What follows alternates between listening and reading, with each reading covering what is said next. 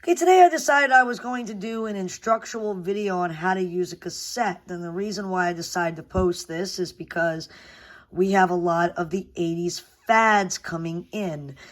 We have seen on Stranger Things, for example, the use of a cassette player, a Walkman, to be exact, during several scenes of Stranger Things. And since the 80s are coming back, I've decided to create this instructional video. Now, this is not your old-time stereo. This is more of an up-to-date modern stereo, but I figured I will go ahead and use this for an example here.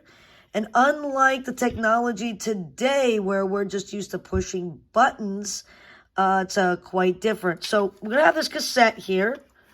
Started with the Journey Greatest Hits. And open up the cassette. And this is what it looks like, okay? You've got your film in here, and this is the source on which the music is played.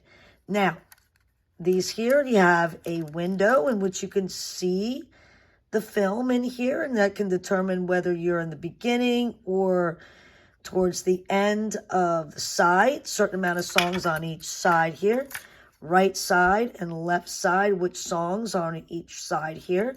So you can't just push a button and go from one song to the other. You literally have to rewind or fast forward the cassette to get to the next song. Now, basically how it works, here's our cassette player. This pause button, which per se will pause, and over here is the open. There's the symbol for the open. I'm going to open up the cassette player. Usually comes out gradually slow. The cassette player goes in face down. These are the mechanics that allow the music to operate. So let's put this in. Close it. Now you have a series of different buttons here. Like I said, we have the pause. This opens. Okay, the cassette. Here's our rewind, fast forward. This is play. So, we see the play. And we've got some music from Journey. If we want to stop the song, we would simply go like this. If we want to fast rewind it, or we can fast forward the song. Got a slow song here. Let's just say we want to switch the sides. Simple enough. We can hit the play.